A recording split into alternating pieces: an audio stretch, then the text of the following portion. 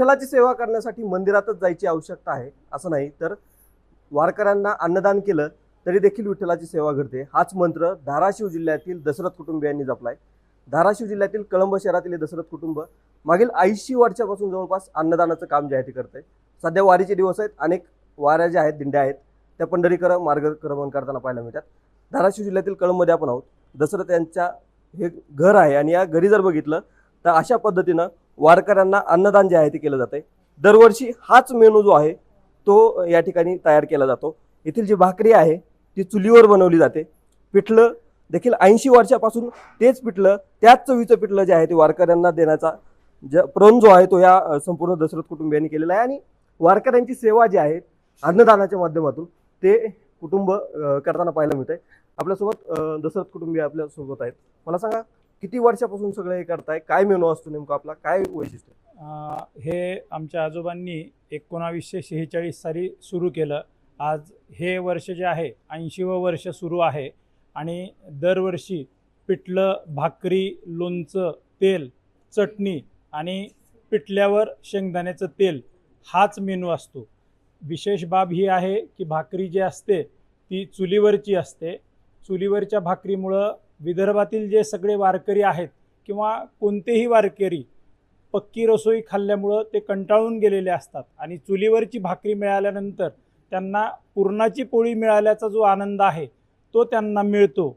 आणि भगवंतानीच सांगितलेलं आहे, ज्यावेळी आपला जठराग्नी तृप्त होतो त्यावेळी मनातून, माणसाच्या मनातून एखादी का होईना तिथं आशीर्वादाची भावना निर्माण होते आणि त्यासाठीच हे सर्व आहे. आम्ही स्वतः दशरथ कुटुंबीय हे कुठलंही कार्य करत नाहीत. हे सगळं कार्य भगवंत पांडुरंग आमच्याकडून करून घेतो.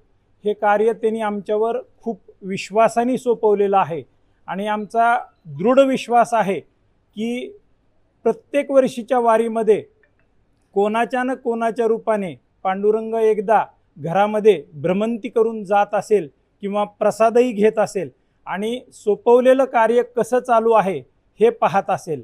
आज आपण जर पुण्यात गेलो आणि एखाद्या वारकऱ्याला म्हणलो की आपण आमच्या घरी जेवायला चल, तर तो म्हणतो की मी घरी जेवायला येऊ शकत नाही, माझा ठेपा ठरलेला आहे.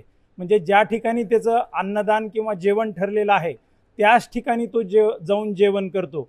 तर इतर लोक किमान त्या वारकऱ्याला असं म्हणतात की आमच्या घरी येऊन तू कपडे धु किंवा आमच्या बाथरूमचा वापर किंवा मुक्कामासाठी थांब, एवढी विनंती करतात. पण आपलं एवढं भाग्य आहे की एक महिनाभर अगोदर विदर्भातील वारकऱ्यांचे पत्र येतात. ते जुने पत्रसुद्धा आपल्याकडं आहेत.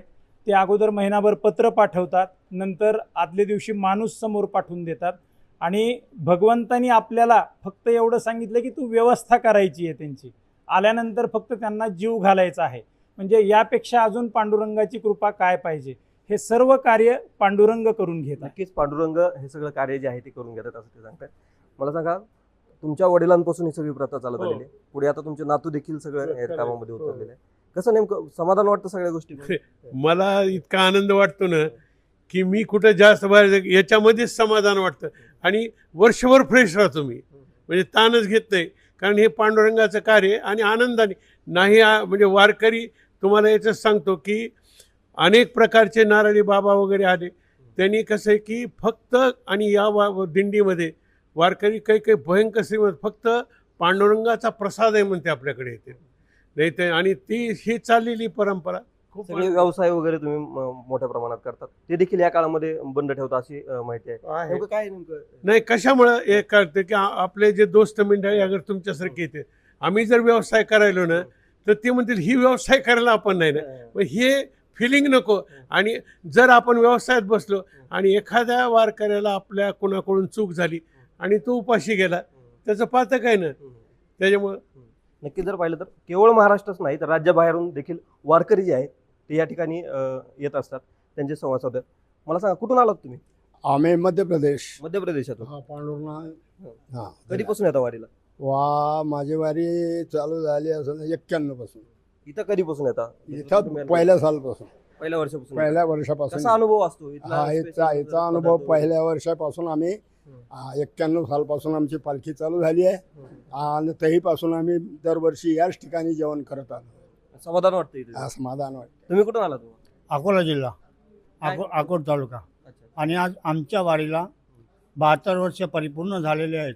आणि ज्याप्रमाणे त्रेतायुगामध्ये बळीराजा दानी आहेत, त्याप्रमाणे या कलियुगामध्ये हे कळमचे सोनार व्यापारी हे या मानवामध्ये बळीराजासारखे आम्हाला योग्य समाधानी वाटतं. आहात तुम्ही? हा, समाधान. आणखीन काही महिला वर्कर आहेत. माऊली, मला सांगा कुठून आलात तुम्ही? कसं वाटतं नेमकं? काय अनुभव असतो? बैतूल जिल्ह्यातून शिर्डी.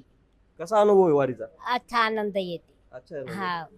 तुम्ही काय सांगा? सगळं चांगलं वाटते. आम्ही वारीत आलो तेव्हापासून आम्ही चाललो आहोत पैदल, तर काहीच नाही वाटत आम्हाला. चांगलं देवाची कृपाने आम्ही चांगलं चालतो, काही दुखत नाही, काही नाही, चांगलं. जर 80 वर्षापासून या संपूर्ण सेवेला सुरुवात झालेली आहे आणि जवळपास 4थी पिढी जी आहे दशरथ कुटुंबियांची, ही सेवा जी आहे ती अविरतपणे करताना पाहायला मिळते आणि त्याला यातून कुठेतरी समाधान मिळतं.